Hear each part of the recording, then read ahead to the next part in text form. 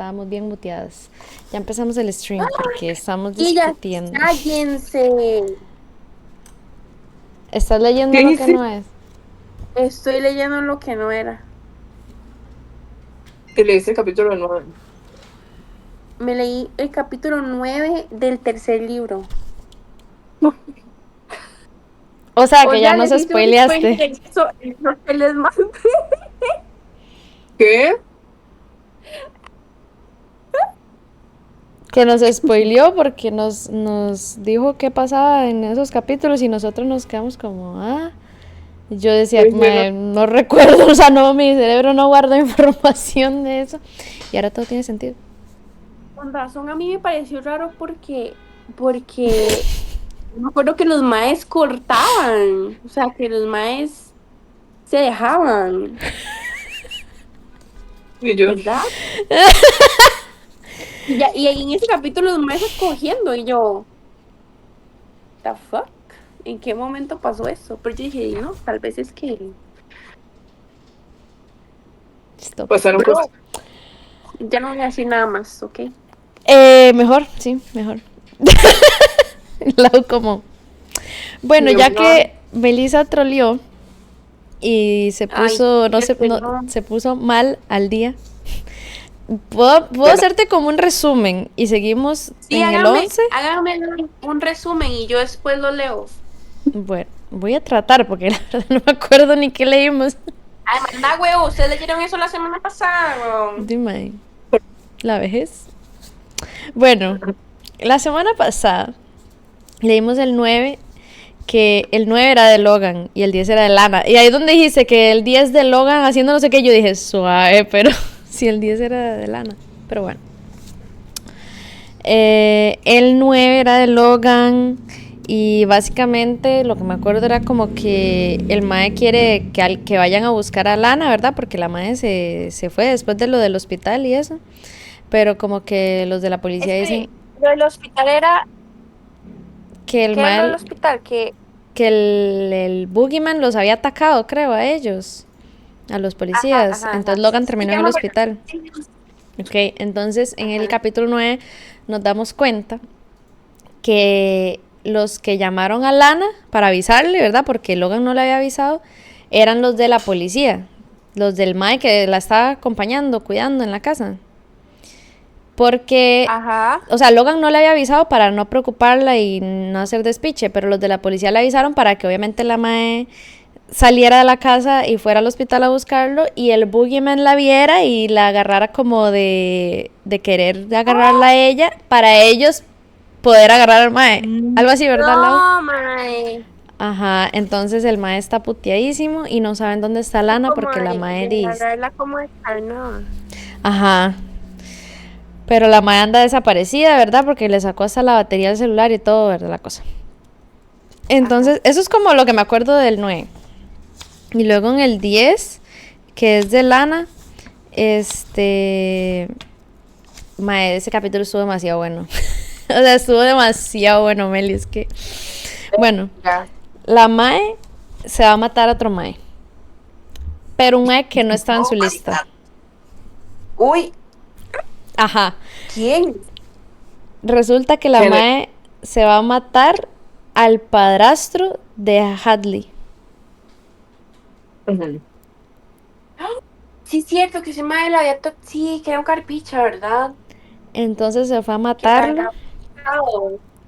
Se fue a matarlo y no sé, lo tiró como a un río, creo, o algo así.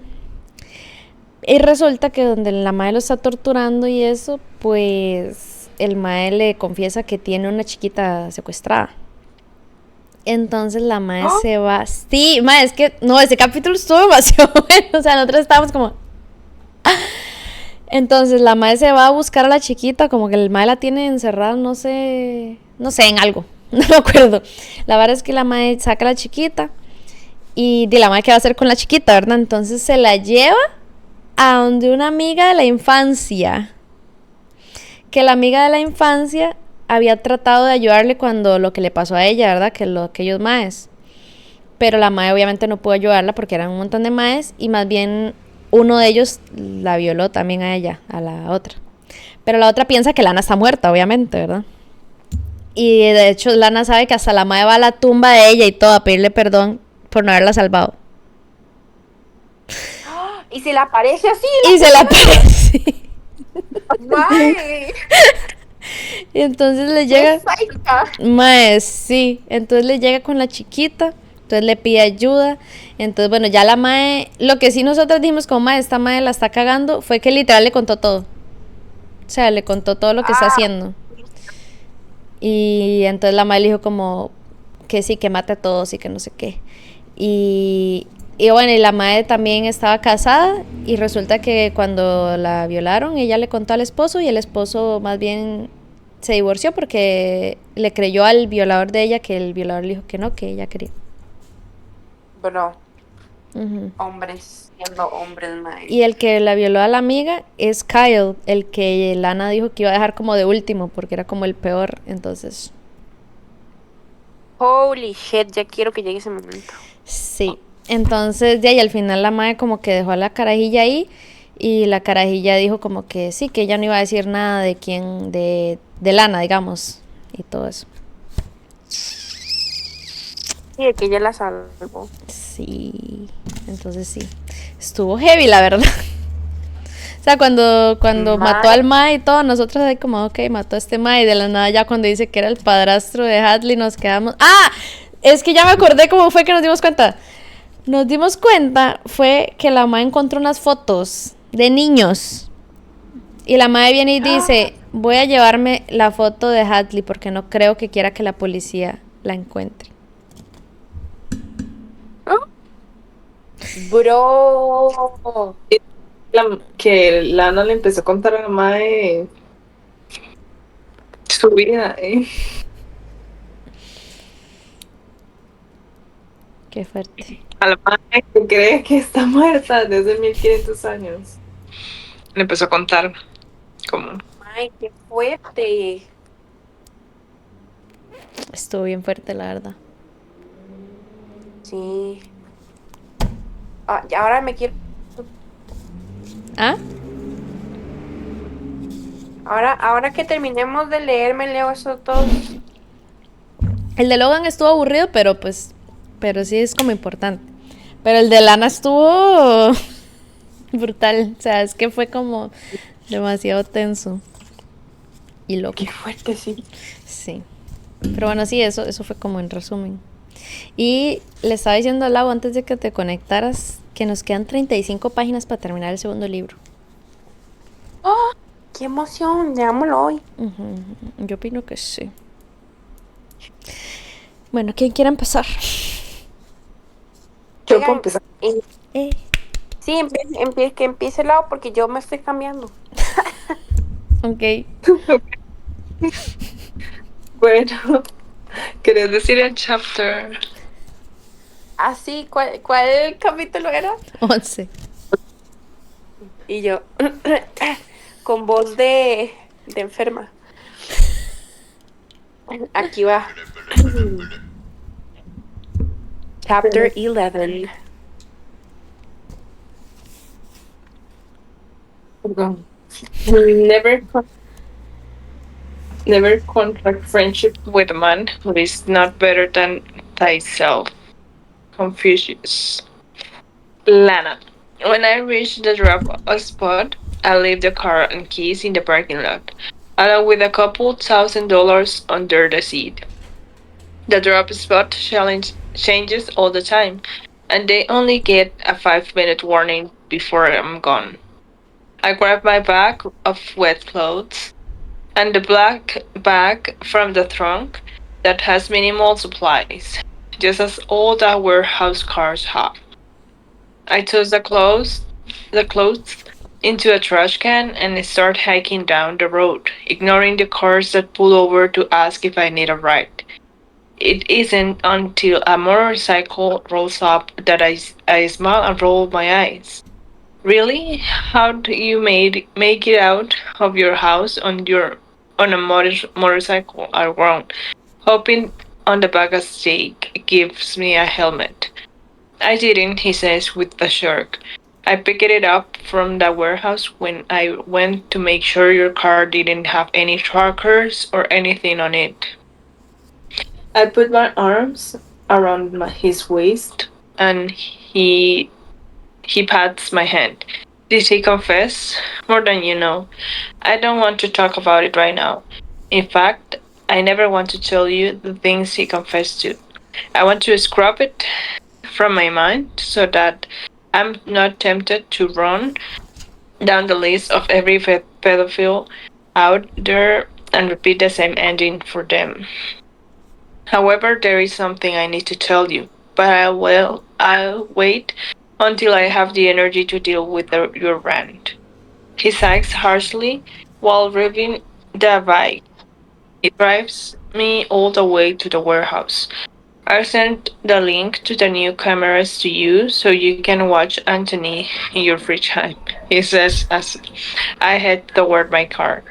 I'll be waiting. With that, I drive straight home, not even acknowledging the patrol cars at the end of my driveway. I can't stop them from hanging out on the street, unfortunately. My house is unnaturally quiet, something I find peaceful instead of eerie, like most people. I hurry through the motions of stepping into the shower, feeling the warm spray of the water against my back. The sounds of footsteps have me turning off the water and stepping out of the shower. White silent movements. I wrap in a towel and open the shower door, watching with a wary eye. Just as silently, I open the drawer and pull out the gun I have hidden there. Hidden there. Why is there a gun hidden in my bathroom? Have you ever seen a horror film? The girl opens up in the shower, or she Legal. runs into the locks the door, but has no way to defend herself when the psycho killer breaks in. I could defend myself and have no plans of hiding in the bathroom, but a backup plan never hurt. Clutching my towel with one hand and holding the gun in the other, I carefully open the bathroom door. Movement has my hand jerking to the right, but a strong hand clamps around my wrist, and my eyes sweeping up to meet a devastatingly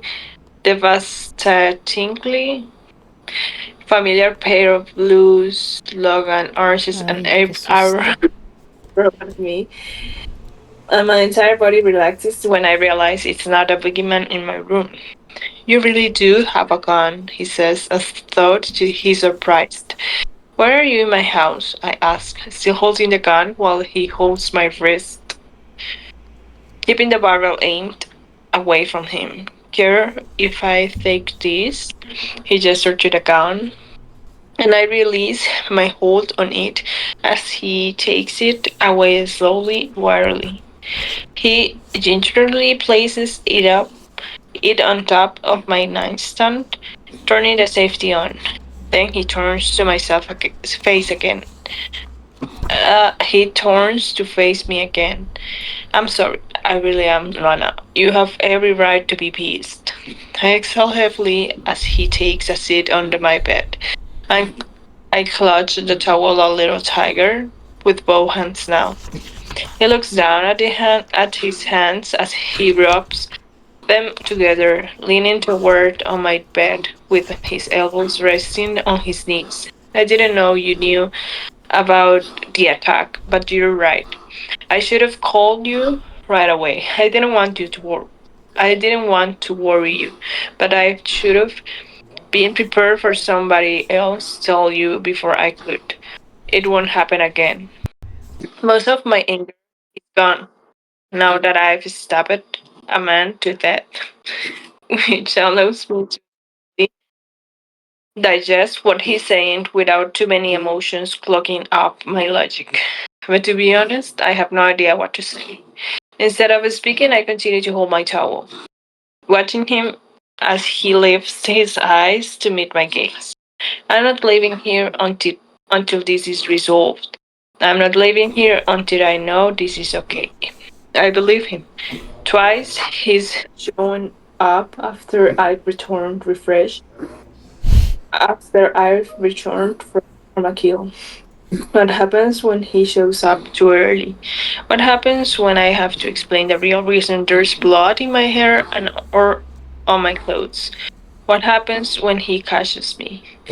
Staring into his eyes, I remember why it's so hard to walk away. Without the anger I had earlier driving me farther from his arms, I remember what it's like to feel.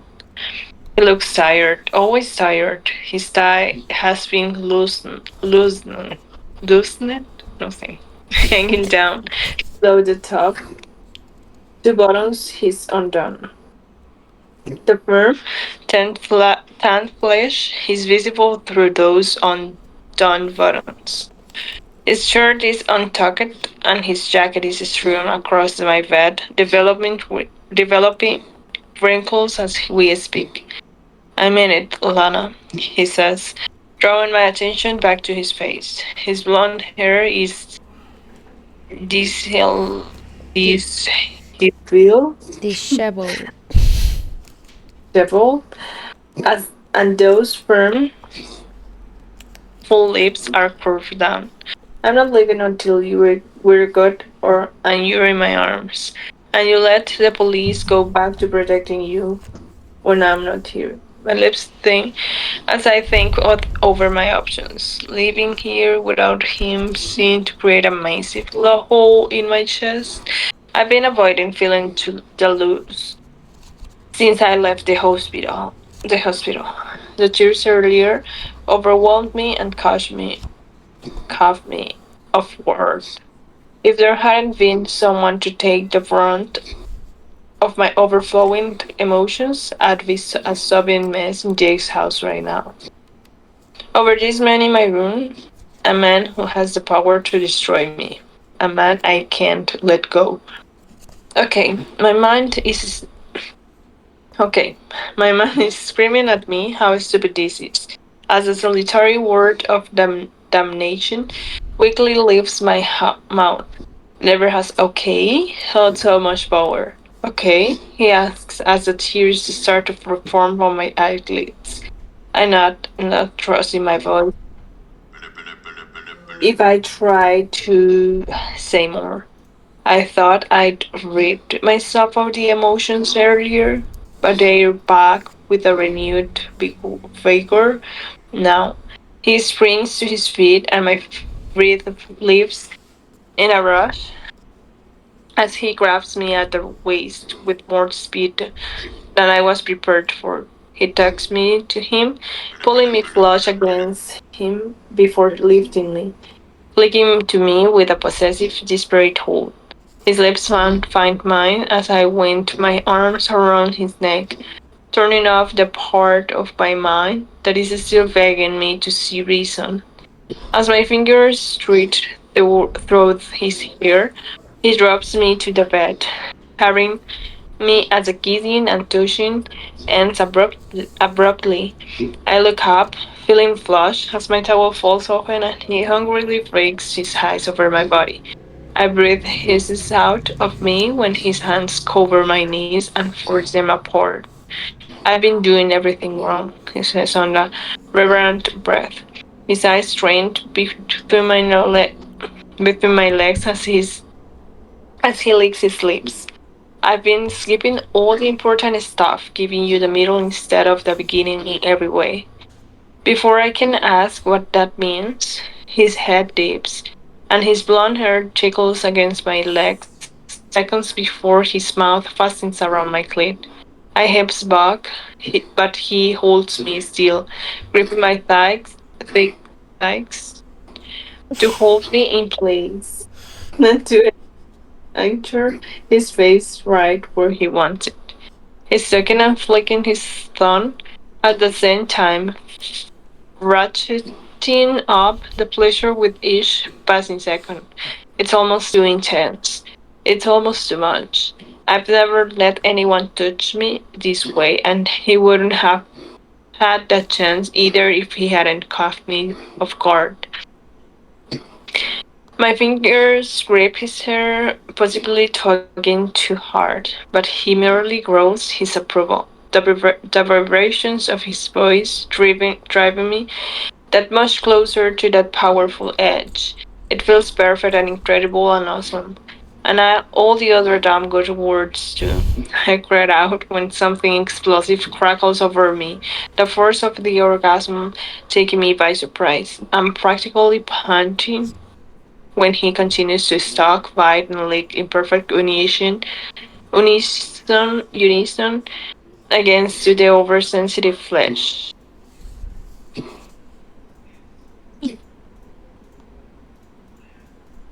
He finally shows me mercy by letting go, and my whole body shudders as he starts kissing his way up my damn skin, sliding the towel out from under me with a hard tug.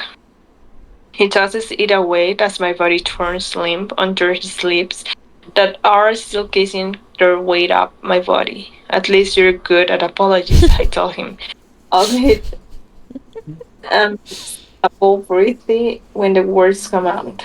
A rumble of laughter slips between his lips and plays against my skin that he's still teasing. Now moving between the body of my breaths and his accent. When his lips finally reach mine, the kiss is hungry. And I forget why we were ever fighting to begin with. His hips settle between my legs as he kisses me harder, holding me under him in a way I never thought I'd be able to stand. But with Logan, it's a thought I've never been hurt. I trust him. It's insane to trust someone so freely after being hurt so irrevocably in the past, but I do. I trust him completely, and there's no doubt in my mind that he never intentionally hurt me. I can feel it in the way he kisses me. I can see it in I can see it in his eyes when he bears his whole. I can taste it in the way he breathes. And I sense it and I sense his honesty like a predator can sense its prey's fear.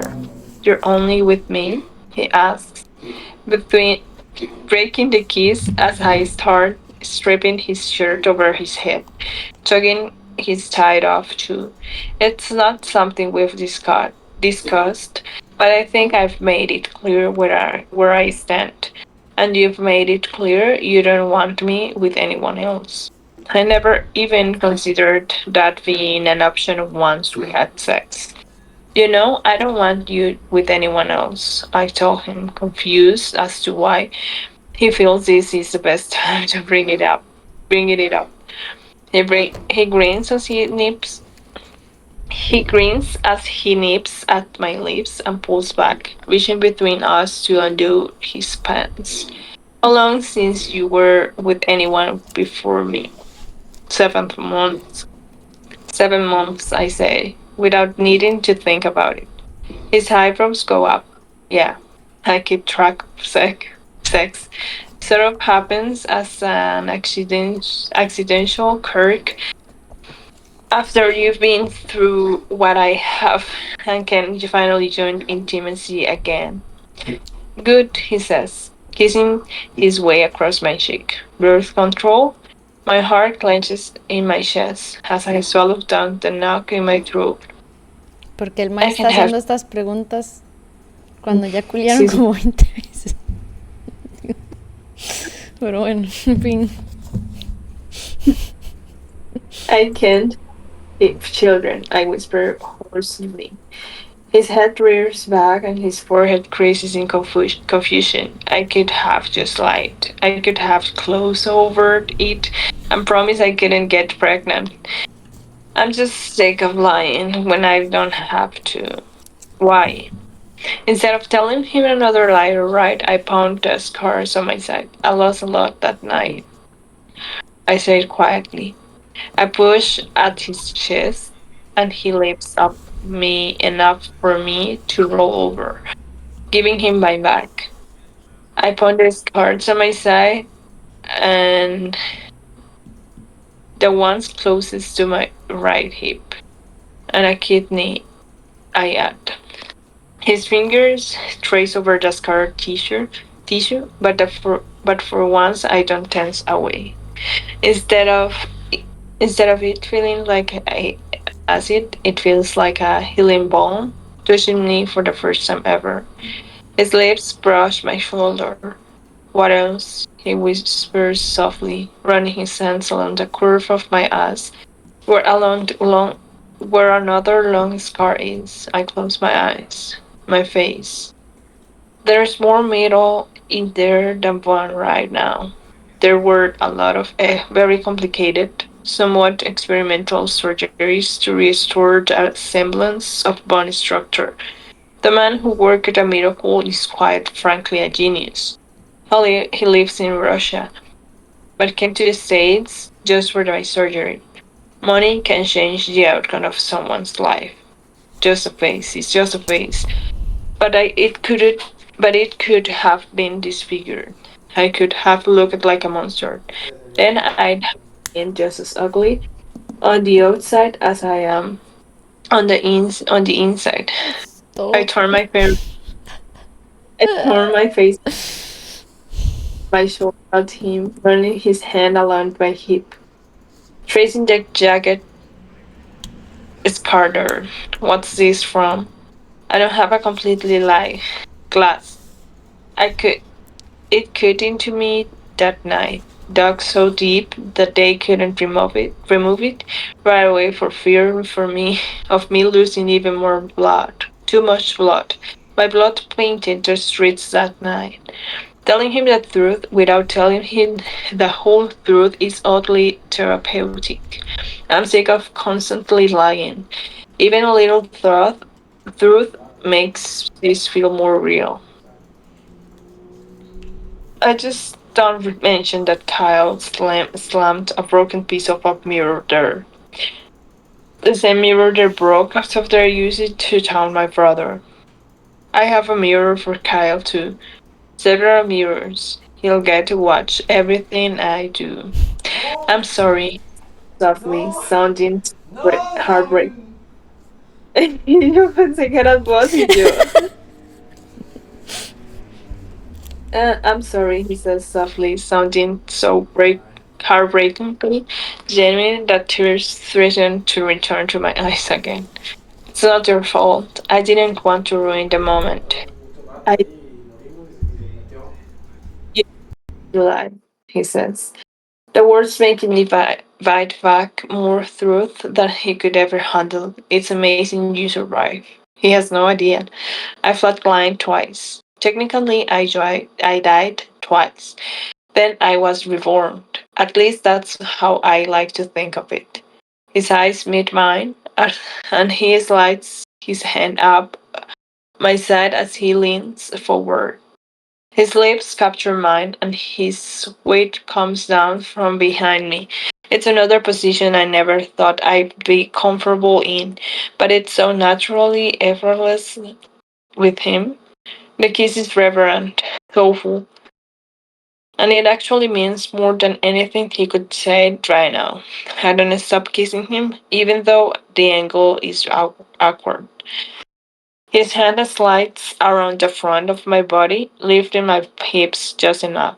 I moan into his mouth when I feel him pushing inside me, skin to skin.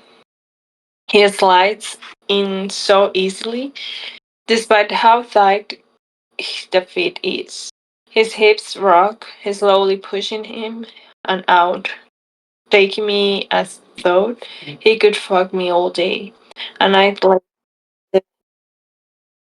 his phone rings and rings, but he doesn't stop. His lips never move from mine, and his hands grip my hips, moving a little faster. And I want to finally break the kiss so I can suck in a sharp breath as one of his hands slides around, finding my clit. I rock against him, and his pace quickens. He slides his knees under my hips, giving himself better leverage to push in harder, faster. Fun doesn't shut up, but we're too lost in each other to stop. His hips stagger, losing the rhythm, and I know he's close. Just as I think I'm not going to follow him over the edge, the orgasm comes out of nowhere, and I'm crying out his name before I can stop myself. He jerks against me, squeezing my hip tightly with one hand, while his other hand continues to rule me, driving my orgasm on and on. I collapse, and his hand finally steals between my body and the bed. He comes down on top of me, his body shuddering in the aftermath, so he drags his lips over my shoulder. You're fun, I say, painting once again. I can I can run up 5 flights of stairs without my breathing changing at all. Yet sex with Logan turns me into a sweetie, breathless mess. Let it ring. I have 3 hours before I'm back on duty. He kisses my shoulder again, and I grin against the pillow, feeling my eyes grow heavy. You're perfect, he says, against my cheek, as his lips brush a kiss or two.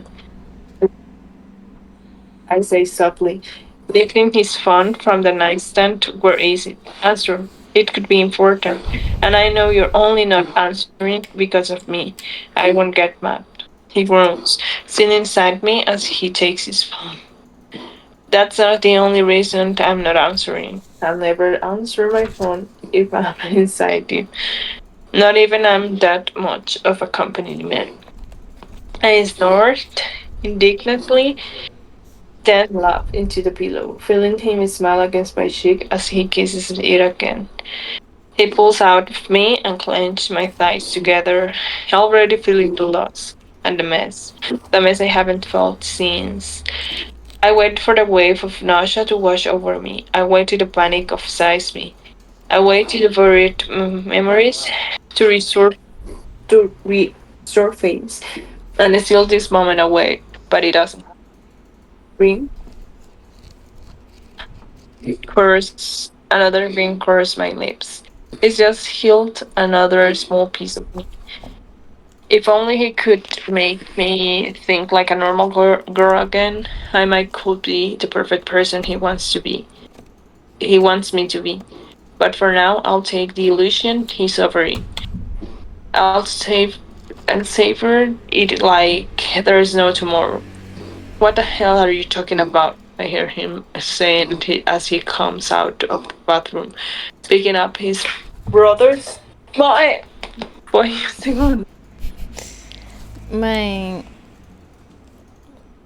Solo tengo una pregunta. Ellos ya habían tenido sexo, ¿no? Sí. ¿Y por qué? Porque, o sea, porque ahora la madre es como, ay, sí, me curó. No sé, estoy confundida. Y tal vez no lo habían tenido tan así. Bueno, no sé. Pero sí, sí, Así. ¿verdad? No, pero sí, ajá. Bueno, Sí. No sé. Perdón, es que Ramón está comiendo el alimento Molly. qué estrella Ramón. Fue. Saludos, Luis José. Ya, continúa. Voy a empezar de nuevo. What the hell are you talking about? I hear him saying as he comes out of the bathroom, picking up his boxers from the floor. When did he get fully naked? I swear I lost all thought the process when he's pressed against me. I head into the bathroom, giving him privacy since he's sitting down, still naked, on the edge of my bed. But even as I shut the door and start cleaning up, I can hear him. Hadley has been with the team and has been sleeping in the office. They can check the security footage if they need it. Oh shit. then get clearance for them to see the timestamps of the window he was killed. Ya encontraron al mae, entonces. She's been with us. There's a way she drove all the way out there and killed her stepfather. That fat bastard has already been found. Damn him. ¿Qué? ¿Encontraron a quién? Al padrastro de Haley. Pero no fue que yo lo tiro por ahí. Ya lo encontraron. Pero ¿por qué tan rápido, aló? De lo mismo se está preguntando Lana. Y yo, girl, yo creí que lo habíamos deshecho bien, o sea. No sabemos nada. I should have stopped him even more for ruining his moment. No, they can hold one of ours in for questioning. If they want to talk to her, they can do it on our turf with our rules. They don't get to fuck with her reputation for any reasons, understood? A harsh breath escapes him, and I lean against the door. What kind of pictures? I hear quickly. But there is a dark edge. I'll be right in. Definitely should have stopped that motherfucker more and weighted him down with the stones and jumped the water for sharks or something. Are there sharks here? There would have needed to be a lot of sharks for that douchebag. But sheesh. I'm only so strong. Not even I'm able to break the laws of science, and it was all I could do to push him out of to the water. No, I hear him saying, we won't help them to find whoever did this. They want to question her? Fine. But fuck him and fuck them for trying to get our help on it after trying to wholeheartedly in. Keep an eye on her. Don't let them near her until I get there, understood? I opened the door, seeing him stuff his legs into his pants, keeping the phone wedged between his shoulder and his ear. The sun has been high in the sky for a while now, though I've rarely noticed it through my dark curtains. Logan never asked where I was all night, or maybe he didn't know I was gone. No, the cops at my driveway saw me come in. Yet Logan never questioned where I've been. Qué miedo. Yeah, I'm at her house now, and I'm going to kick someone's ass for interrupting it. Then I'm coming back and getting a solid 5 hours of sleep. None of us are going to catch him if we're all running on empty. As for this guy, I'm glad he's fucking dead. A small grin spreads on my lips. I don't know why it sounds like he's condoning what I just did, or why I feel a sense of pride. I banish a smile, removing the crazy thoughts before I say something stupid aloud. Normal people aren't proud of removing a life from the earth and sending them to hell and all that. You're not kidding. Sorry. You're not kidding. I may bring her in with me if she'll come. His eyes dart up, meeting mine as I stand in the doorway. Yeah, he says, still talking into the phone. I won't be staying alone. I just want to make sure they aren't trying to pin this on Haley. Then I'm coming back. He stands coming to me, fully dressed now. He's probably a pro at talking on the phone and getting dressed. I'm still working on that part, but hopefully, he goes on, smirking at me. But there's as soon as I can. Be there as soon as I can. He looks down the length of my naked body, leisurely raking his eyes over me as I lean against the wall. As much as I want to keep you naked, I need to go in. I want you to come with me because we'll be coming right back. I'm not ready to leave you alone just yet. I roll my eyes. The cubs can sit outside again. Doug can have his room back. It's a horrible, stupid. It's a horribly stupid concession. Doug got call weight on this homicide. They just quote me about.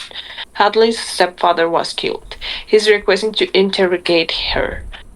He meets my gaze again, and I try to remain a stone wall as I think over the real reason Doug is probably there. I doubt it's to question Hadley about the monster I killed. If anything, he wants to know the rest of the monster's secrets. The darkest ones he confessed to me. The ones I wasn't expecting. The ones Lindy will have to share. Then I realized an expression would be a good idea. Were they close? I blur out, trying to recover from my cold as ice, reaching sleep. No, he tells me, grabbing a dress from my closet and handing it to me. I arch an eyebrow and move past the proffered dress to grab some yoga pants and a t-shirt. As I pull on some underwear and a bra, he drops the dress to the bed, blushing a little. I wear a dress on a night when I have on makeup and can't do more than pull my hair in a ponytail. Is she okay? I ask, imitating normal questions. All of my normalcies are usually an imitation. I don't know. He's a sick bastard, apparently. Haley just told me she was a confused kid back when she ran away. Now, I wonder if he could see words off and run a frustrated hand through his hair. Let's go, I say, pulling my hair up as soon as I finish putting on my clothes. If my life wasn't complicated enough, I'm about to head into FBI headquarters. Lovely. Pero es que esta Siguiente. mae quiere que la agarren, ¿ah? Ay, qué tenso. ¿Cuántos capítulos faltan? 2.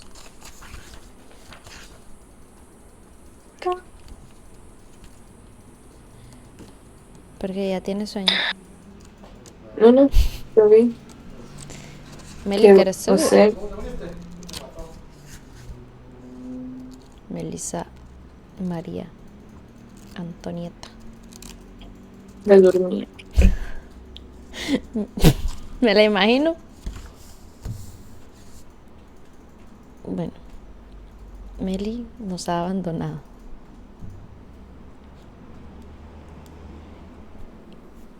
¿Sigo? ¿O querés seguirla?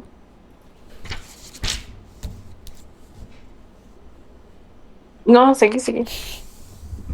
Bueno. Melis, mira los gatos volándose mecos atrás. Ya, cuando los enseño paran. Bueno, chapter 12. Virtue is not left to stand alone. He who practices it will have neighbors. Confucius. Voy a ponerle un mensaje a Melissa. Por aquello. Aquí estoy, perdón.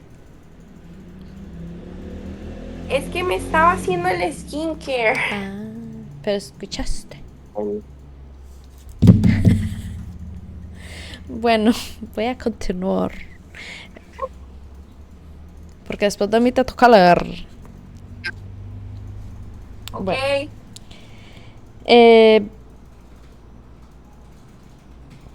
Ya leí eso. Bueno, virtue is not left to stand alone. He who practices it will have neighbors. Confucius. Logan. Just stay here, I tell Lana, gesturing to a large break room. I'd let you into my office to wait, but it's restricted access. She squeezes my hand, giving me a small, reassuring smile. I'm fine, go do your thing. I head out of the break room, leaving the door open, and walk straight toward Craig's office, where he's waiting with Hadley and Duke. Hadley's red dream eyes meet mine the second I step through the door, and she jerks her gaze away. My eyes shift to Duke, who glares at me. Why is it necessary to have you guys in here for me to ask her a few simple questions? Duke asks, annoyed. Call it an observation, but your chief put my girl in danger just to have a better chance of catching a serial killer. Then you show up targeting one of my people for a crime she couldn't have possibly committed. His eyebrows go up and a lazy smile curves his lips. Really, Agent Grace has so many alibis that it'd be a fool's quest to try and pin Kenneth Ferguson's death on her. Then why are you here? I ask suspiciously. His smile dies, and he tosses out several back pictures. Hadley's breath catches in her throat when she sees them, and she clutches the chair. These aren't all the pictures he had, but these children, they are missing. Some of them have been missing for years. Oh my god. Eso no me lo esperaba. Pero tiene sentido, porque, like, si tenía un montón de niños y el mae estaba libre, ¿verdad? Melly. Hadley doubles over, vomiting into the trash can. Duke actually looks sympathetic as he watches her. I need air, Hadley says, wiping the back of her mouth as she stands. I nod toward Craig. Tengo una pregunta. Ellos sí saben que es el padrastro de ella. Por eso es que Ay, la qué turbio. están interrogando. Ah, sí, no escuché esa parte. En fin. I nod. Esperen, ¿este capítulo qué es? 12. ¿O qué? ¿De qué?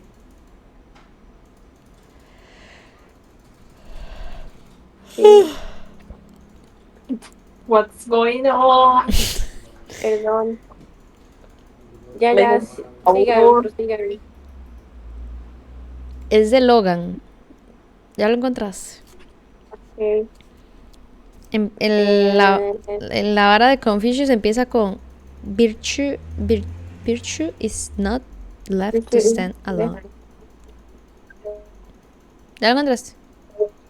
Sí, gracias. Okay. Bueno.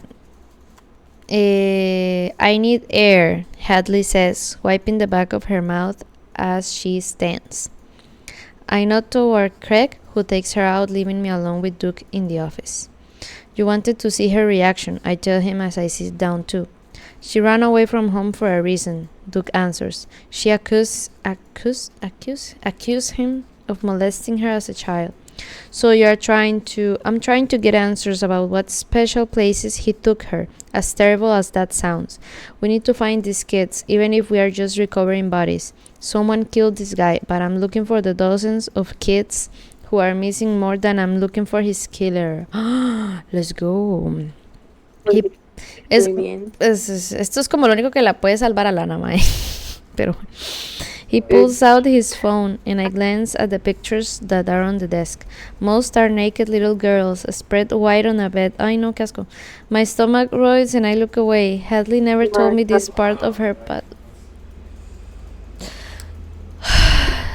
¿Por qué no hay una Lana en el mundo real que empiece a matar todos estos hijueputas, verdad? Ferguson left Hadley's mother shortly after Hadley ran away. That means the mother was no longer valuable after the child was gone. How can a mother ignore something like that? He asked. It's often easier for someone to believe evil can't exist inside someone they love than to admit they failed someone who should be more important. We see it too often. The blind-eyed effect is what we call it, I said absently. That's so fucked up. Just as I'm about to ask questions, he thrusts his phone at me, and my eyes widen in disbelief. Someone knew what this guy was doing, he goes on, gesturing to the picture. Kenneth Ferguson has been tortured. There's no doubt about that. His skin has been flayed off in numerous areas. There are black spots on the flayed portions as though someone burned him. They used a knife. They used a blowtorch, possibly even the one he had downstairs for welding. And they hammered nails into his feet and testicles! 70 nails to be exact. What the fuck? We found Holy 69 pictures and 70 nails.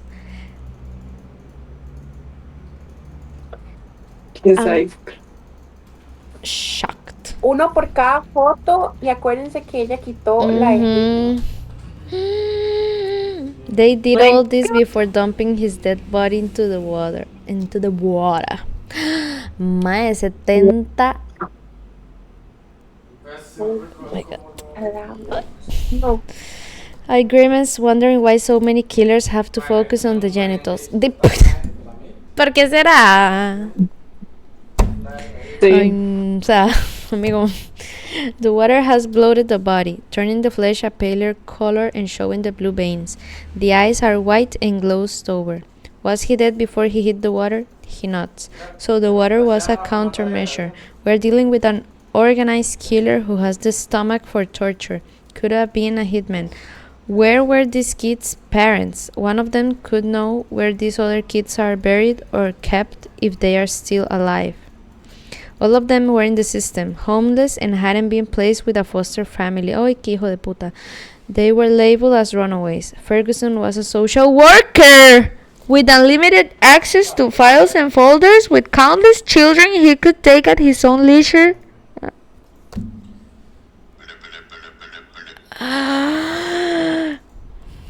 Ay, me está dando cólera, mae. The ages range from 8 to 15. Pedophiles have a selective age range from 2 to 3 years that they prey on. Never a gap as big as that. Unless what, he prompts.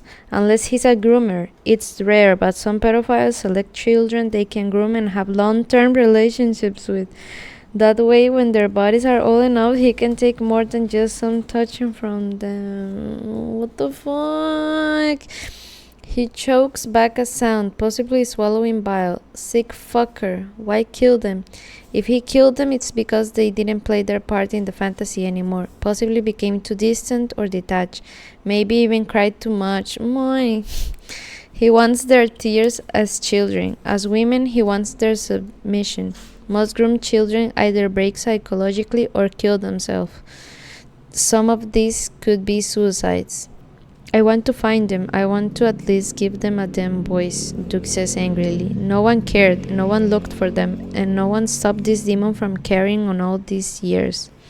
Someone did, I remind him, curious. Maybe one escaped somewhere along the line and came back for vengeance. I released the information to the media asking any prior victims to come forth. Is it wrong that I don't want to catch his killer? I just want to find the missing children, dead or alive. He looks truly torn. I can't answer questions of moral dilemma. When did you alert the media? His body was found 3 hours ago. So far no one has called in or stepped forward. He was killed in his basement, but the scene was compromised with bleach. The unknown suspect doused the room in bleach and then hosed it down. Seems like this isn't the first time he's killed. You said he, I tell him, frowning. The guy weighed a ton. There's no way a girl carried him to the water alone. There was signs of him being rolled to the water, but even still, that's a lot of strength. It was uphill for a piece. Then they used a hoe to dig up all the dirt where the footprints were. The tire threads we found weren't enough to get a make or model of a car. They were careful to stay out of the dirt or sand. Definitely organized. Too organized to have had just one kill under their belt. No hesitation marks, I say quietly, gesturing to the picture. We may be dealing with a serial. He tenses, his eyes narrowing. I'm not trying to take your case away, detective, I add, watching as he relaxes. I'm just saying you may have some Avengers seeking justice where the cops haven't. You may want to look into The door opens and Craig steps in. We have a little girl here. She is bruised and malnourished, and the woman who brought her in claims that she was left on her doorstep during the night. The little girl is a victim of Ferguson's. Esa es la que salvó Lana.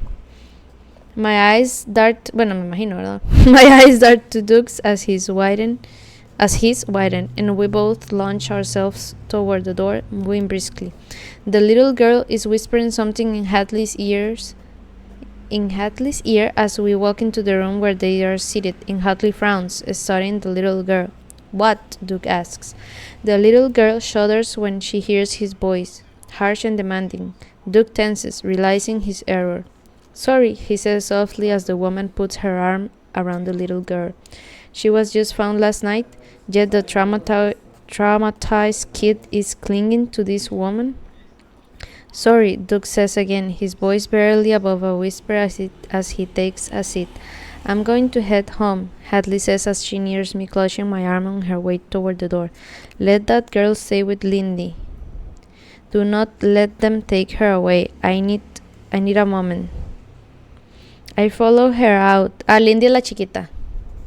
I follow her out. Por aquí. La chiquita que encontró Lana. Letting Duke speak with who I assume is Lindy. No. Let that girl stay with Lindy. Supongo que la muchacha. Porque Lindy es la chiquita. ¿Verdad? Lau.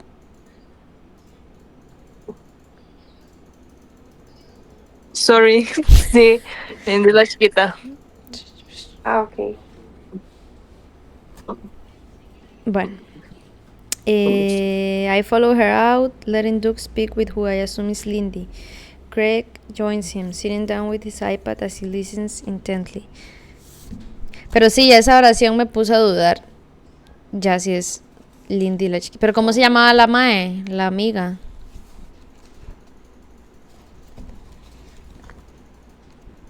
Déjenme ver. Ah, no, Lindy es la amiga. Ok. ¿Cómo se llama ella? Se llama Laurel, la chiquita. Pero entonces hace un rato habían mencionado a Lindy y yo pensé que era la chiquita y no puse atención. LOL. ¿Qué habían dicho de Lindy? Bueno, entonces Lindy es la mae, perdón.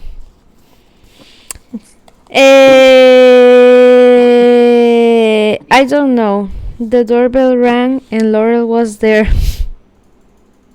Ahí está la respuesta. And Laurel was there when I answered it. I brought her in, fed her, gave her water, and then let her shower for as long as she wanted.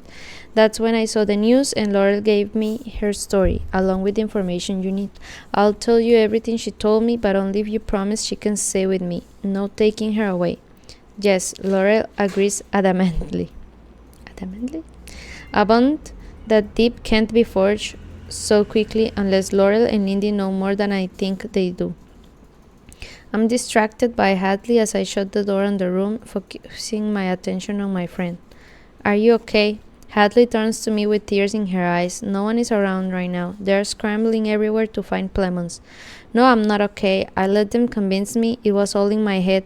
I thought I was sick and crazy. Logan, now that little girl is in there. Those kids. All of this is my fault. No, stop. She swallows harshly as she sobs, wiping her eyes. This isn't your fault, Hadley. I should have tried harder. I should have looked into it better when I started working here. No other reports were ever filed. I had it set to ping me. I honestly believe it was all in my head. Now, I just need to go home. I'll call you later. Madre, pobrecita, la verdad. Creo que nos caía mal Hadley, pero pobrecita. No me acuerdo ni por qué nos caía mal, pero bueno. She walks away. Porque es una zapa. Sí, por eso. Bueno, pero pobrecita. Sí, O sea, ella toda la vida pensando que no pasó nada, que ella estaba loca y no. She walks away, never turning back around, and I blow out a long breath. She needs space, and I get that. I just hope this doesn't break her. I see her pause, eyeing the break room where Lana is. I tilt my head, confused as the emotion flees her eyes. turning into something more concentrated, but I can't see Lana. Finally, Hadley walks away, and I make a mental note to question that more later. Sapo, mae. Just as I start to step back into the room, Craig steps out, his face flushed and his eyes wide. Your office now, he says, heading straight by me. Confused, I follow, and I see him gesture for Donnie and Leonard to follow. Elise and Lisa are taking a sleep break, like I was supposed to be doing. As soon as we are all in my office, Craig shuts the door and he lays out his iPad. Lindy May Wheeler is the woman Ferguson's killer decided to leave the child with. Her name doesn't ring any bells. And, Donnie prompts, Lindy May Wheeler is from Delaney Grove.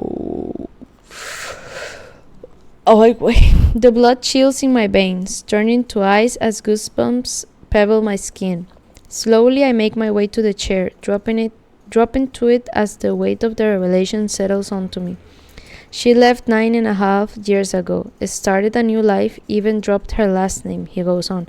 She just goes by Lindy May now. What the fuck is going on in that town? Donnie asks in a hushed whisper. I was there. It was like the Andy Griffith show. Everyone was smiling and happy, waving at us as we passed. No signs of something wrong. If anything, they live like it's the 90s, refusing to move forward with the rest of the world. Someone gets tortured and killed, and an innocent child ends up with a Delaney Grove resident. That's not a coincidence, Donnie says. No castration, Craig says. That's his one constant. Why would he deviate if it was him? If anything, this guy deserved castration more than any of the prior victims. As far as we know, I say under my breath, looking up as all eyes swing to me. He didn't want this tied to him. This was an impulsive kill. He wasn't prepared. The footsteps were dug up, meaning he may not have been wearing his boots. He may even be tricking us with his weight. He poured bleach all over the scene of the crime, washing away evidence. That's not in his MO, which means he's normally more prepared. What triggered this? We need to adjust the profile, Donnie says. Why? Craig asks him. Because a sadist would never take the time to deviate from his list and go kill a pedophile. This was motivated. There was something that triggered the unsub's need to kill this man, I explained. A sadist wouldn't take the time to find a child and see them off into the hands of someone they felt would care for the child. He wouldn't give a damn. There was no rage, Donnie says, knowing where I'm going with this. The kills were brutal, but each slice of the knife was controlled and calculated. No rage means no revenge. What if this unsub has been preparing for this for a lot longer than we expected? What if he's numbed himself to his emotions? Rage wouldn't be found in a kill. This would all be about inflicting as much pain as possible. Hence the days and days of torture. As the words leave my mouth, an audible breath escapes them all. We need to dig deeper into that town. Something seriously fucked up has gone on there. What about Clemens? We're supposed to be working solely on that case right now, Leonard reminds me. I'm technically just supposed to be in the middleman for the media. I can look into this without getting us in trouble, Craig volunteers. Maybe Lindy May can shed some light on that town. I'll go see what I can find out, Donnie says, standing and leaving us behind.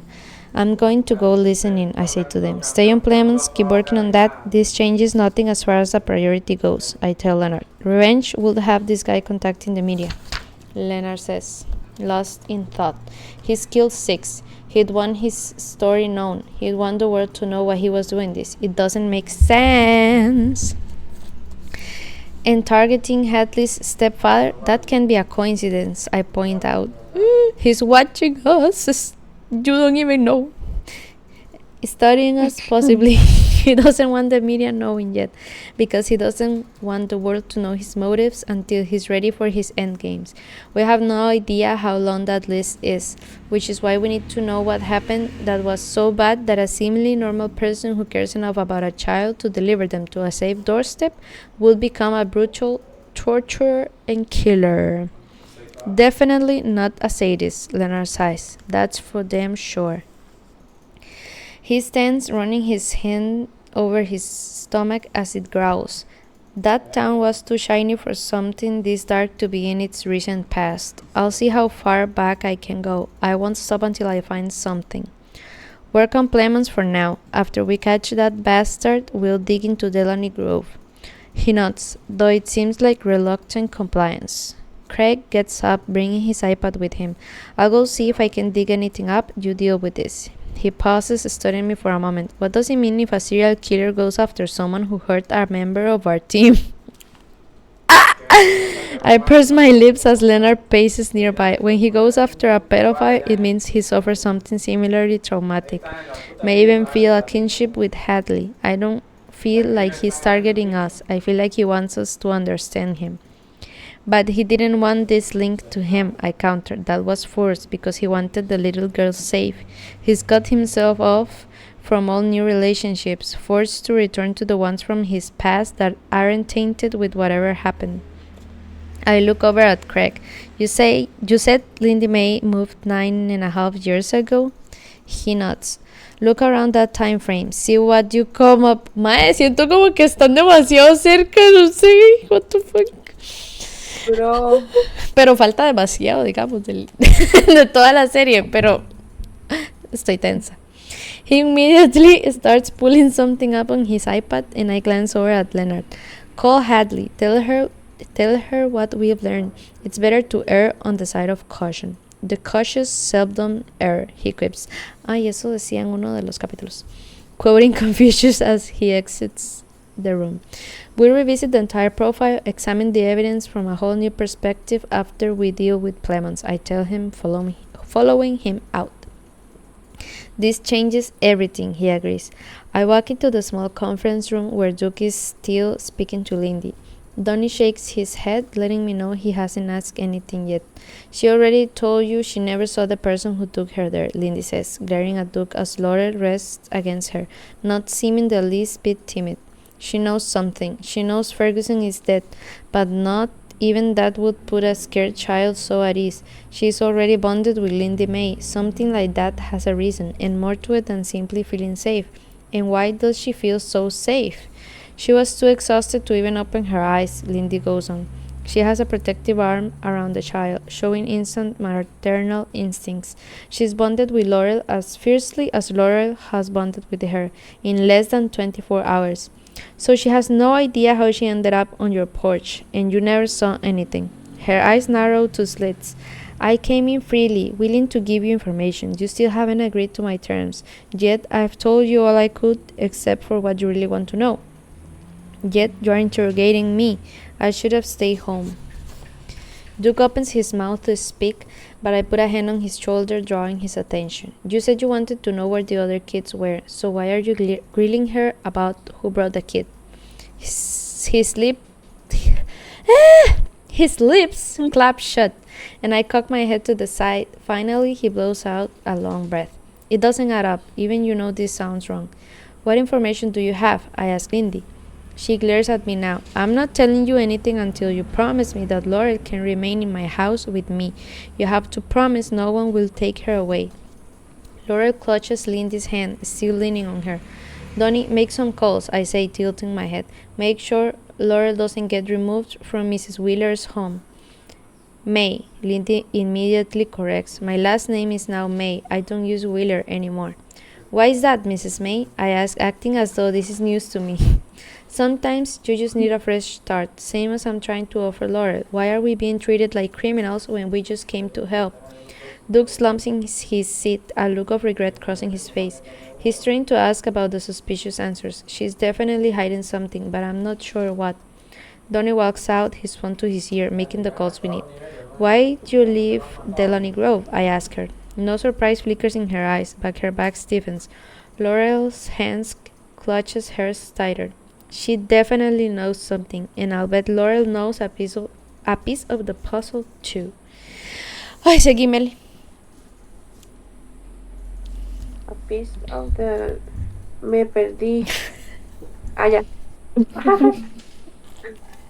Dice, I got divorced, decided to change my world for the better. Delaney Grove isn't as grand as it seems. Crave gave me all the info on her. and I'm looking at it on my phone now. You are married to Antonio Gonzalez, correct? She nods quickly, a coldness washing over her eyes. He still lives in Delany Grove. I go on. Duke is watching me, a confused expression on his face. Why did you come here instead of the police station? I ask her. The local PD is who broadcasted that they needed information on Ferguson. You should call him the monster. Hmm. Lauren interjects, surprising me as her eyes darken. There's a fury there, a dark, deeply laced fury. There's not an ounce of fear in her eyes, just determined hatred, so out of character for an abused child. The bruises on her arms and face and neck suggest he wasn't gentle about his ways with her. Ay no, qué feo. How is Has that she even out been of character? examined yet? ¿Cómo no va a estar enojada? I see, o sea, Linda ignores my question, but I already know the answer. He sent her here. He, as in the killer. Eso creo. Has she seen a doctor? I asked Lindy, changing my line of questioning. Mm. We're going to see one today. She doesn't say more. How severe was she injured? Bad enough to leave scars on her soul, but not to extent it could have been. But not to the extent it could have been, if you know what I mean, Agent. He hasn't raped her. She's too young, but he's forced her to do other things, and that's bad enough. Lindy speaks like a victim herself, as though she understands the trauma on a different level. The unsub knew this, because that wouldn't be a coincidence. She knows him, and she's apparently for whatever crusade he's on. I won't get an ounce of information out of her that tells me who he is. Whatever happened affected more than just the unsub. But why not tell me what happened? Ella, Lindy, la violó Kyle. Kyle. ¿Y fue al mismo tiempo que pasó lo de Lana o fueron como en diferentes circunstancias? Yo entendí que fue como que fueron, no en el mismo momento, pero como en esos días. Eso fue lo que yo entendí. Ok, ok. O no sé si fue en el mismo momento, la verdad. No me acuerdo. Yo pensé mismo momento. But why Ah, not tell me what happened? puede ser que What fue the en el mismo fucking momento. hell is going on Delany Grove? He said, what the fucking hell is going on Delany Grove? Miss May, I know this is difficult, but can you at least tell me what led you leaving Delany Grove? Maybe something affected more than just you? Her eyes shift, and a calmness comes over her. I left to start a new agent. If you want to know about Delany Grove, maybe you should visit it. So he asked her not to tell. She spoke with him. There's no doubt there's no doubt about that. He's the Dark Knight that slayed the monster who has hunted her for months, ever since her disappearance. Our unsub handed her over this woman who he swore would keep her safe. She trusted him. She was cared for by Lindy, and the bond formed instantly. That much makes sense. They both owed him their silence for a reason. They'll never talk, and I'm not in the business of bullying victims who've suffered enough. I'll find out another way. Donnie walks back in, and I look over at him as he nods. Laurel is yours, I say to Lindy. Paperwork. I want it in writing. He Uy, Lindy coached está en her todas. on the action. Unreal. We had him all wrong. There won't be animal cruelty in his past. He'll have been someone gentle, possibly naive and trusting. Too trusting. Trusting enough to have been someone's victim. Instead of it shattering him, he came back for cold vengeance. But why target so many? What did they fucking do? Then he walks out again, going to get something in writing.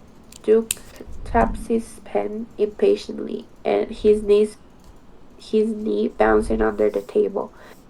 Across from him, Laura whispers something to Lindy's ear. Lindy presses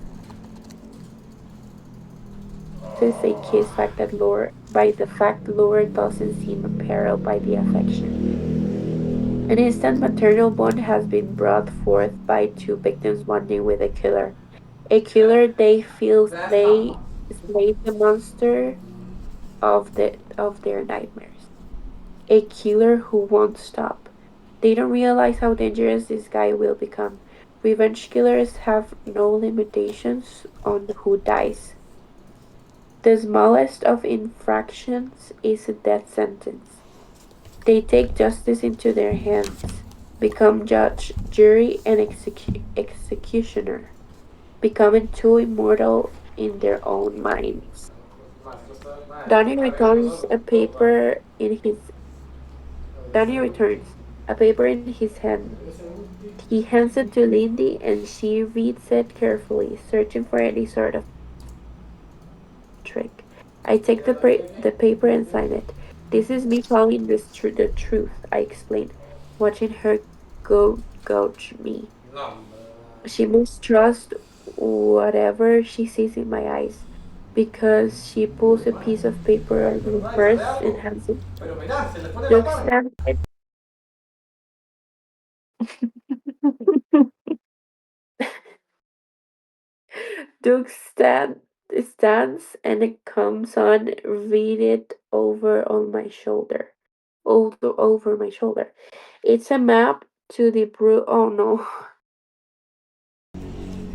It's a map to the brutal ground, written in blood with a calligraphy penmanship, with most likely a calligraphy pen to disguise the unsolved handwriting. He knows calligraphy? So organized, it's eerie. How long has he been preparing for every possible outcome? Signed in blood on is one name, Kenneth Ferguson. Only it's not in calligraphy. It's still signed in blood, written with most likely his finger. The stroke the strokes are shaky, as though he was trembling when the unsub made him sign this with his own blood. Holy shit, man. That's a level of code that had us profiling him as a sadist. There's a neck marking so many graves, the names of each child written in calligraphy. The only structure on the map appears to be a shed of some sort. The graves are all around it.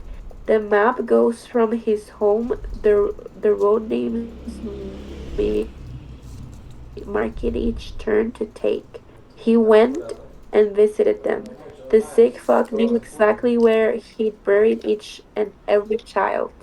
69 photos, 70 nails. Those words come back to me, reminding me they were spoken. I dart out of the room, leaving Duke behind to deal with the murders that have him sagging to a chair in disbelief. I grab the page Duke left in the Necesito mi office, oficina. one listing. I grabbed the page Duke left in the office, one listing all the children's names. Our people must have run facial recognition against all the kids in the system.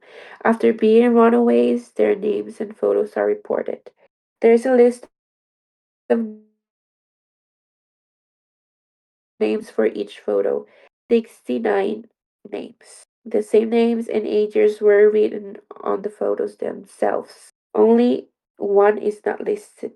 Haley's. He spared her the indignity of our team seeing her photos next to these. He sent Lindy here instead to the police. He knew we'd take it more personally. Knew there was a stronger chance of Lindy getting custody of Laura. He definitely feels a kinship with Haley and could possibly want to see her reaction. Haley doesn't answer, so I tell all that to her voicemail, hoping she hears it soon. Then I head into the break room where Lana is drinking a Coke, kicked back with her feet crossed at the ankles as she stares at the TV. I lean against the door jam, La madre studying toda her chile. earpiece. She has no idea at how sick the world is. Oh boy. I hate that I can't take her home right now. Hate that this got me more complicated and now I need to stay. She is the only thing she's the only thing Y ella pues. keeping me sane right now. So much for spending some time in bed apologizing even more. Uh. Me dio risa que el mae dijo, she has no idea how sick the world is. Eh, Ay, sí. Me dio risa cuando el maíz dice, we had him all wrong. Yes, desde el principio. Pero me da miedo como que ya se estén dando cuenta de cosas. Y yo, pues sí, empezando porque es una mujer. O sea, sí, pero mae, todavía falta.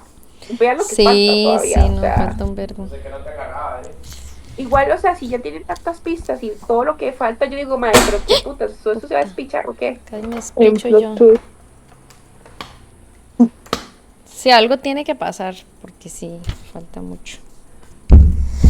¡Qué nervios!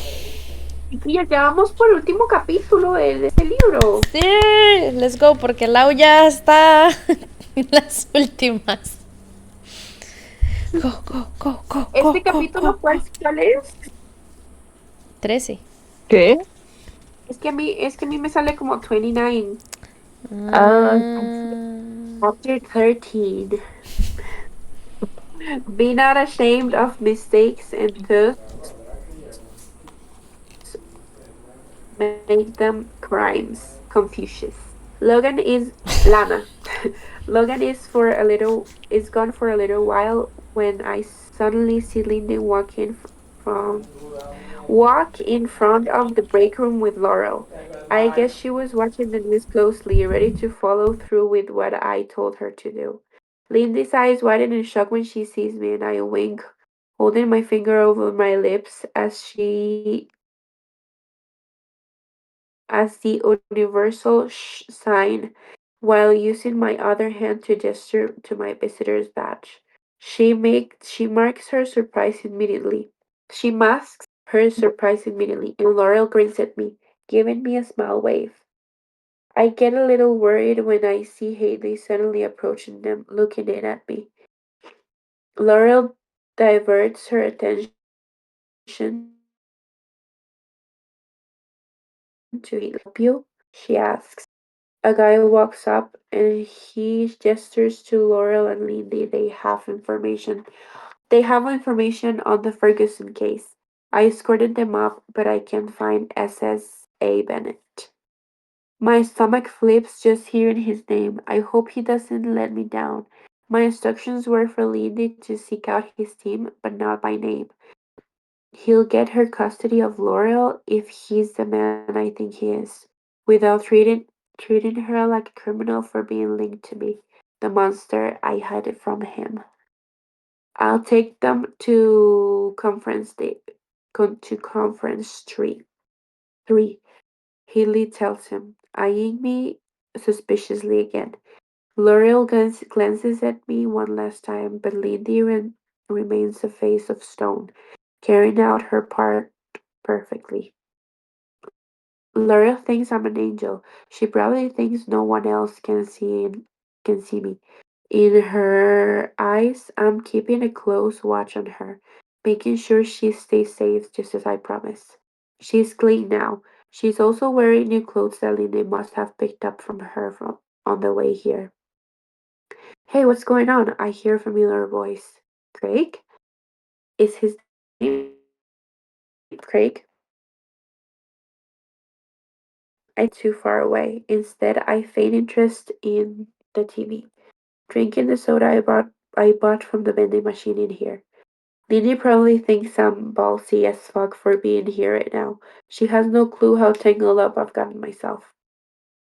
But they're looking for a monster, not a girl who loves red, not a girl who's fallen in love, not a girl who died to me, and I dart a glance to the doorway to see Haley just staring at me. Her eyes definitely suspicious as she appraises me without any discretion. Surely Laurel didn't tell her, and certainly not Lindy. Then again, I'd be in an interrogation room if they had. She's been suspicious of me from the start, so she's obviously still beating that dead horse. To be certain, I arch an eyebrow at her, as I'm darting her to say something, daring her to say something. She doesn't speak. Her eyes are rimmed red, as though she's been crying. Surely she didn't care about Ferguson, so why cry? Finally, she breaks the stare down and walks away, never saying a word, never saying a word.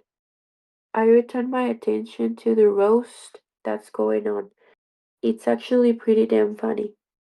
Besides, no one expects a laughing girl in the break room to have recently tortured a guy and dug up dark secrets no one even knew existed. After some more time passes, I feel eyes on me again, and I jerk my head onto the doorway to see Logan watching me with a smile on his lips. What? I ask, relieved he's smiling. You're just so. I guess you're sick of hearing perfect. But it's true. Chiquillas, pueden seguir leyendo, es que mi hermana me está llamando. No. Me perdí. Eh, what? I ask, relieved. He's smiling.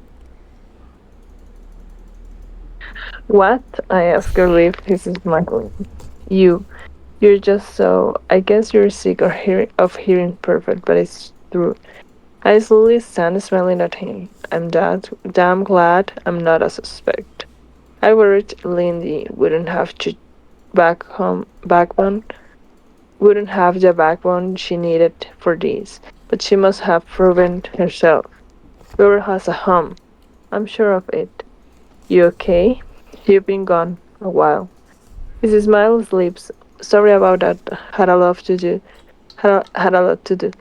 The only good thing, besides seeing you right now, is that a traumatized homeless kid has a safe place to live. I breathe out silently, feeling a calm wash over me. He didn't fail me. I knew he was perfect for this.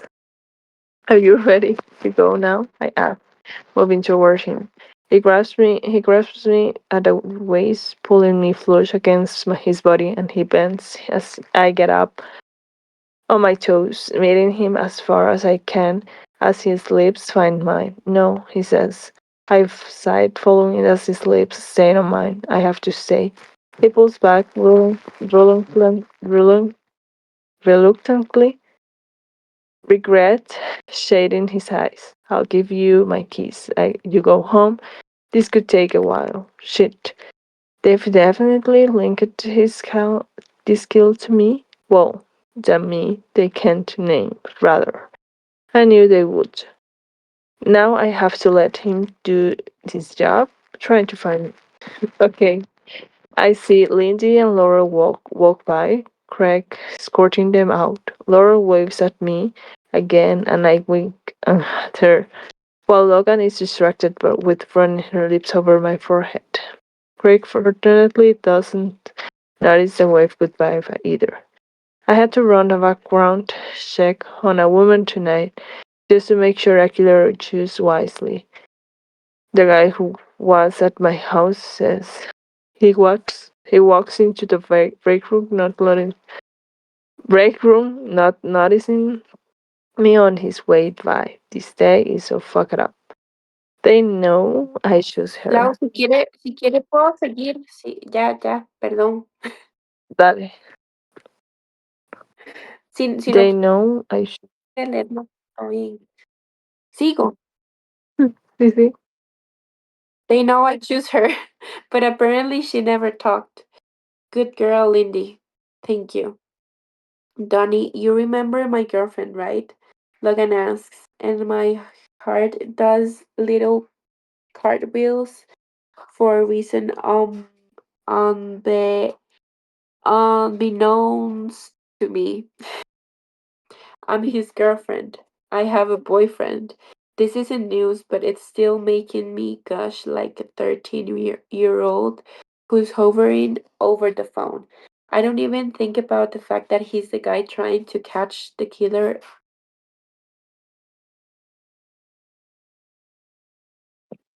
I moonlight as. Sorry, he says, then nods in acknowledgement as he pours a cup of coffee. I didn't even see you.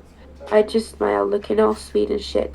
No ruthless killer here, boys. Just a harmless woman falling in love, that's all. Here are the keys, Logan tells me, placing said keys to my palm. I'd walk you down, but I have a shit lot to do. I'm so sorry. I shrunk and some random guy walks over, apparently ready to escort me out. I'll see you later. ¿Y las llaves de Logan's qué? lips find me. Del carro, Ah. apartamento, no sé. A la par. Logan's lips find me answering that question without words. A clearing comes out from behind me, Donnie. But Logan doesn't stop putting a show on a show. His tongue toying with mine as he pulls me as close as possible. I melt against him, uncaring if the world sees how head over heels I am. When he finally breaks his kiss, I'm dizzy and maybe a little high. He cups my cheek,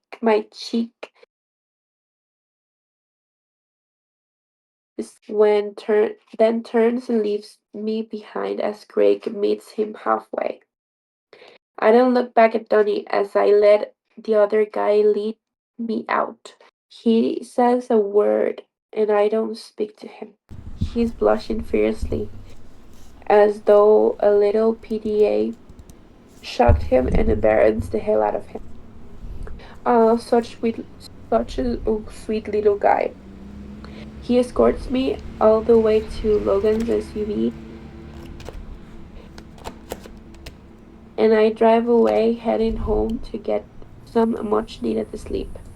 I'm glad I no longer have to hide my exhaustion. The patrol cars at the end of my driveway are gone, apparently called away to deal with the latest homicide case that involves several missing children. It's a terrible pun, but I nailed that bastard's ball to the wall. Well, I actually nailed him to a chair while he cried for hours on end. Thank fuck for gloves. No way I was touching them ugly, wrinkly, hairy things with my hands out. Uh, My phone rings and I see Jake's name on it. I told him not to call me on this phone anymore. What's wrong? That girl. Erica Norris, the boogeyman let her go. What? When? Don't know. She's demanding to speak with your boy. Says he won't talk to says she won't talk to anyone but Logan Bennett. She's about an hour and a half away from you. How do you know this? Hack the FBI cameras. Don't worry. They don't know it was me. They'll think it was a Russian guy who's been dead for 2 years. Why would he let her go? Beats the hell out of me. I'll let you know when I know. This badass is still on the case. I grin, rolling my eyes. Only Jake. Hanging up, I walk up the steps to my house. Weirdly, I hear music playing when I walk in. I must have left it on. Ay, no, I yo me shut the cago. door, locked it. Just as I turn the corner, something collides with my face like a hammer, and I'm thrown against the wall as a cry scream escapes me. My keys and phone are knocked out of my hands and crash to the ground, but the sound is nothing more than a distant echo. Ya me dio miedo. Before my eyes can adjust to the darkness, an arm bears down on my throat, strangling me, while my dazed head tries to catch up, still reeling from the explosive pain. My hand shuts up, trying to connect with something, but a strong vice grip encases my wrists, twisting it painfully. Feisty, I like that. And so pretty. Agent Venom picks them well. A deep, sinister voice says from the darkness, chilling my blood to the core. Is too close to mine. He left you all alone finally. Tell me, princess, are you afraid of the boogeyman?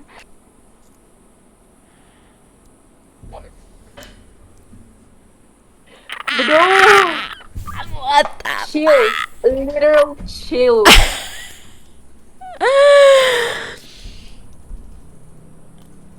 Bro, qué fuerte. Bajo la mierda, man.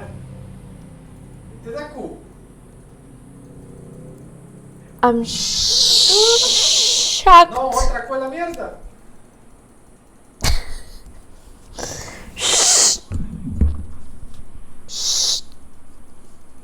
Mae, ¿Qué? Hailey va a narrar. ¿Qué? ¿Cómo? Va, que van esas cu. ¿Cómo? Más Eso. Sí, el ¿Qué? capítulo 2 del siguiente libro va a ser No. el POV de Hadley. Mae, y narra un vergazo. Oh my god. Igual. Bueno, ya no voy a spoiler. Oh my god, terminamos el segundo libro.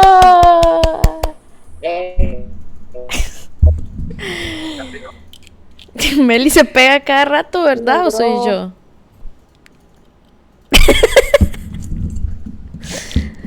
No, de fijo sí, porque seguro tengo muy mal internet. Pero bueno, se logró. May, terminamos el segundo libro. Faltan 3 nada más.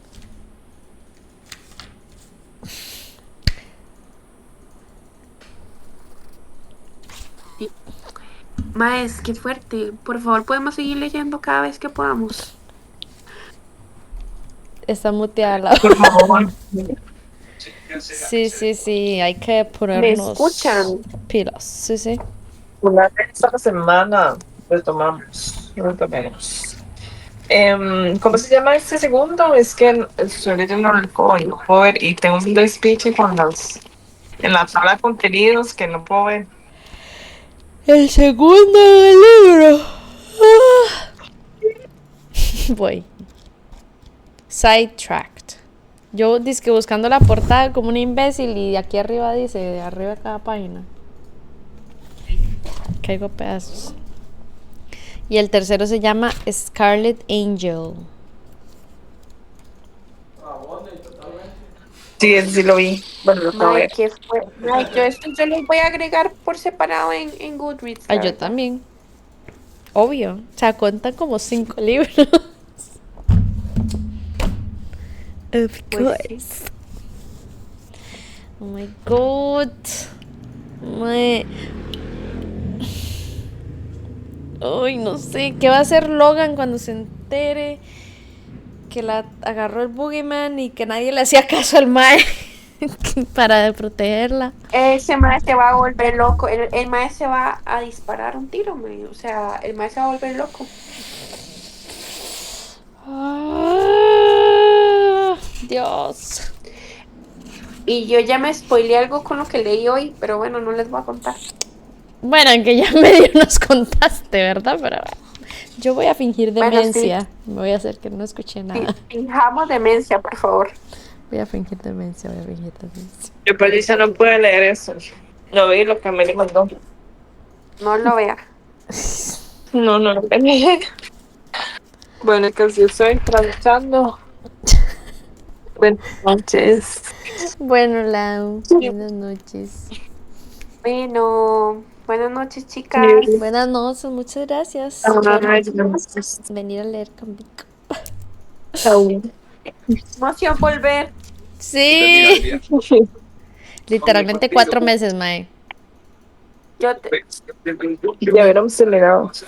Legal. 4 meses desde que no leíamos. Sí, desde agosto. Mae, nos ¿Por pasamos qué? de verga. Mae, porque, y ¿sabes por qué lo sé? Porque Rafa me regaló este micrófono. Me regaló los botoncitos para el stream.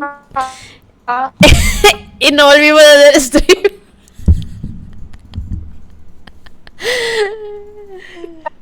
Pero bueno, ya los y estrenamos. Rafa, bueno, le voy a regalar esto. Y Rafa, bueno, le voy a regalar esto ahora que empecé a streamear otra vez. Literal. Deja de streamear. Mae, sí, entonces por eso sé que desde agosto, porque tras de eso me los dio como 15 días antes de mi cumpleaños, o yo no sé, así un montón. Entonces fue como desde principios de agosto el último stream. Pero 4 meses. bueno, yo tengo las últimas 2 semanas de diciembre libres. Yo también, bueno, no. Creo que unos días, sí. Pero sí, vemos. Bueno. Gracias, chiquillas. Buenas noches. Muchas gracias. Chao, las te cuemen. Que descansen.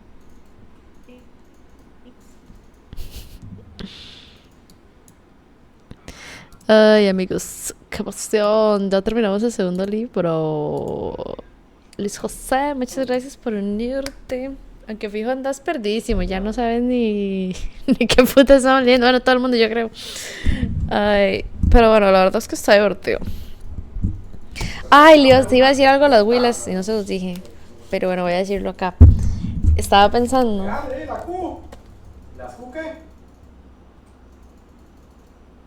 No, la largo. Estaba pensando que la portada del libro es esta manzana con clavos y la mae le clavó los testículos. O sea, esto tal vez es una... como tirando a eso que pasó. Oh my god. Las tenía de fondo. Gracias. Bueno, ya me voy. Muchas gracias por tenernos de fondo. Voy a subir el video de una vez a YouTube. Está llegando a la línea, ¿por qué se muere? Rafa está jugando LOL, como pueden escuchar. Pero bueno, eso sería todo por hoy, amigos. Muchas gracias. Bye.